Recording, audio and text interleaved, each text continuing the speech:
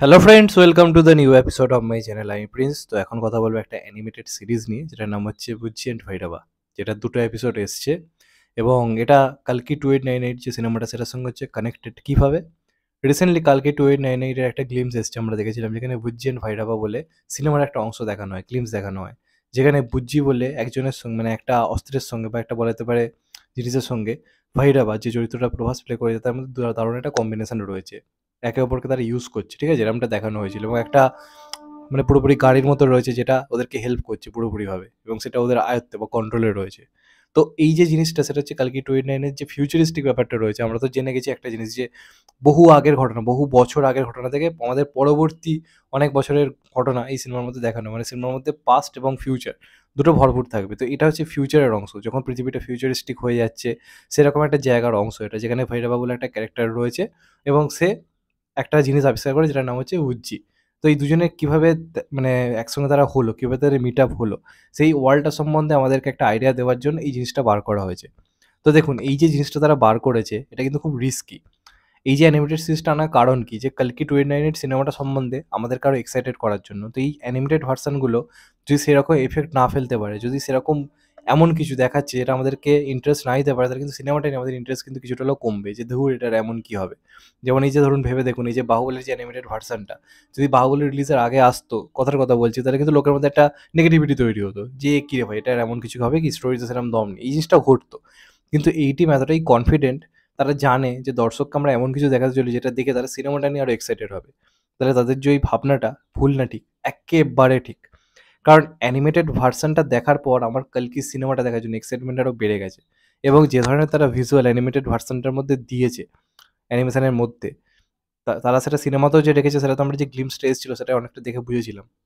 পুরো হলিউড লাগছিল। তো যদি সবকিছু যেরকম আমরা দেখছি সেরকম যদি থেকে থাকে, যেটা আমার মনে হয় হবেও, সেই টাকাটা তারা ঢেলেছে, তাহলে এটা বক্স অফিসে ব্লাস্ট করবে। এমন কিছু ঘটতে চলেছে যা ইন্ডিয়ান সিনেমার হিস্ট্রিতে কখনো ঘটেনি, আমরা কখনো কল্পনা করতে পারিনি। তো এই যে দুটো এপিসোড এসছে, এই দুটো এপিসোডে যেটা দেখানো হয়েছে এদের মিট আপটা কীভাবে হলো, তো বুজ্জি কীভাবে তৈরি হয়েছে, সে কে, সেটাই গল্পে দেখানো হয়নি। বুজ্জির একটা ঘটনা রয়েছে, তার তৈরি হওয়ার একটা ইতিহাস রয়েছে, সেটা তারা এই সিরিজে দেখায়নি। প্রথম থেকে বুজ্জি কে সেটা আমাদেরকে এমনি দেখিয়ে দিয়েছে যে এই চরিত্রটা রয়েছে বা এই জিনিসটা অলরেডি তৈরি হয়ে গেছে, তার এমনি খুব ক্ষমতা, এইভাবে জিনিসটা স্টার্ট হয়।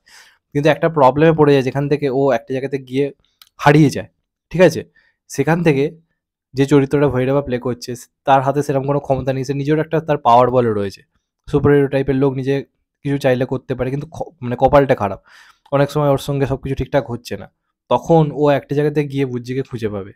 এবার বুজ্জির একটা উদ্দেশ্য রয়েছে, ওকে যেখানে তৈরি করা হয়েছে সেই জায়গাটার নাম হচ্ছে কমপ্লেক্স। কমপ্লেক্স বলে একটা জায়গা রয়েছে, এখানে ওকে তৈরি করা হয়েছে। সেখানে এই যে বুজ্জির একটা প্রমোশনের জায়গা ছিল, ও নিজের অ্যাক্টিভিটি এত সুন্দর দেখাচ্ছিল যে ওর একটা প্রমোশনের ব্যাপার ছিল, কিন্তু সেটা হওয়ার আগে ওকে কিছু তো অ্যাটাক করে, যে কারণে ও প্রমোশনটা পেল না, ওকে কমপ্লেক্স থেকে সরিয়ে দেওয়া হলো ওই জায়গাটা থেকে।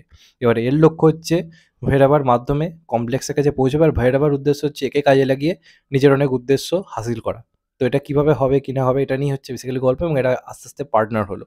তো এরা কিভাবে পার্টনার হলো, এদের পরবর্তী মিশন কি সেটা দেখার জন্য আমাদেরকে সিনেমাটা দেখাতে হবে, কিন্তু কিভাবে এদের মিট আপটা হলো সেটা সম্বন্ধে আমাদেরকে আইডিয়া দেবে হচ্ছে এই অ্যানিমেটেড সিরিজটা। তো এখানে যেরকমভাবে ভিজুয়াল দেওয়া হয়েছে, যেমন কমেডি রয়েছে, কমেডিগুলো কিন্তু দারুণ ওয়ার্ক করছে। মানে সিনেমা হলে যদি সিরিয়াসলি যদি এই ইকুয়েশনটা রাখতে পারে, তাহলে আমরা প্রচুর পরিমাণে কিন্তু মজা পেতে চলেছে। প্রচুর পরিমাণে। বুজ্জির কিছু ডায়ালগ রয়েছে। এ নিজেকে হচ্ছে ওর সার্ভেন্ট ভাবে না। বলতে হবে যে হ্যাঁ, আমি ওর মাস্টার। মানে আমি ওকে হেল্প করছি। মানে দুজনে দুজনকে হেল্প করছে। কিন্তু কেউই একে অপরকে নিজেদের মানে কি বলবো, সার্ভেন্ট দাবি করছে না। সবাই দাবি করছে আমি একে অপরের মাস্টার। সেই নিয়ে দুজনের মধ্যে একটা ক্যাচাল চলছে। আরেকটা চরিত্র আপনারা যদি দেখে থাকেন গ্লিম্পসটা, দেখবেন একটা ছেলে ওদের মধ্যে রয়েছে, বুজ্জি আর ভৈরবের মধ্যে একটা ছেলে দেখবেন সিটি মারছে ওকে। তারও কিন্তু একটা হিস্ট্রি রয়েছে, সেটা নিয়ে আশা করছি পরবর্তীকালে তারা আরেকটা অ্যানিমেটেড সিরিজ আনবে। এই ক্যারেক্টারগুলো সম্বন্ধে আস্তে আস্তে আমাদেরকে আইডিয়া দিচ্ছে।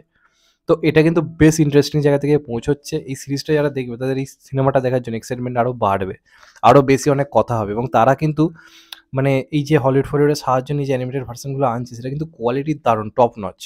অ্যানিমেটেড ভার্শনটা আপনি যখন দেখবেন, আপনার মনে হবে না একটা ইন্ডিয়ান অ্যানিমেটেড কাজ দেখছেন। এত সুন্দর গ্রাফিক্স ভিএফএক্স এর কাজ হয়েছে, দেখার মতো এবং খুব ভাল লাগছে। বুজ্জির গলাটা দিয়েছে কীর্তি সুরেশ। মানে সেটা তেলেগুতে হোক বা ইংলিশ হোক বা হিন্দিতে হোক, ৩ টে দিয়েছে কীর্তি সুরেশ। তার গলাটা খুব কিউট লাগছে বুজ্জির ক্ষেত্রে। আর তেলেগুতে ভয়েসে আমরা প্রভাসেরই গলাটা শুনতে পাবো, কিন্তু হিন্দির ক্ষেত্রে অন্য একজন দিয়েছে। শরৎ কেলকার হলে আরও ভালো হতো। তো হিন্দিতে শরৎ কেলকার ভয়েস দেয় না। আশা করব সিনেমায় শরৎ কেলকারের ভয়েস থাকবে। ওর গলাটা খুব ভালো মানায় প্রভাসের সাথে। তো এই যে অ্যানিমেটেড ভার্শনটা আমার কিন্তু কোথাও গিয়ে এক্সাইটেড করছে স্টোরিটা সম্বন্ধে। এই যে জার্নিটা, যেভাবে স্ক্রিপ্টটা লেখা হয়েছে সেটা কিন্তু বেশ ইন্টারেস্টিং। খুবই ইন্টারেস্টিং, এবং যেরকম টেকনোলজি ইউজ করা হচ্ছে, নানা রকম জিনিস দিয়ে জিনিসটাকে তৈরি করা হচ্ছে, সেটা দেখতে দারুণ লাগছে। তো সেটা যখন সিনেমা হলে আমরা দেখতে পাবো রিয়েলে, সেটা আরও অনেক বেশি ফিল আপনাকে দেবে। তো আশা করব তারা অ্যানিমেটেড ভার্সানে যে আশাটা বাড়ালো, সেই আশাটা তারা ফুলফিল করতে পারবে। এবার দেখা যাক এর যে পরবর্তী অ্যানিমেটেড ভার্সানগুলোতে আর কার সঙ্গে আমাদের পরিচয় করায় সিনেমার, সেটা দেখার অবশ্যই একটা ইন্টারেস্ট থাকবে। তো এটাই ছিল বক্তব্য। চ্যানেলটা নতুন হলে চ্যানেলটা সাবস্ক্রাইব করে দিও and get the bell icon. ভালো থেকো সবাই, টেক কেয়ার, নমস্কার। আবার দেখা হবে এখন, তো ভাই সবাই ভালো থেকো, সুস্থ থেকো, নমস্কার, টেক কেয়ার, আবার দেখা হবে।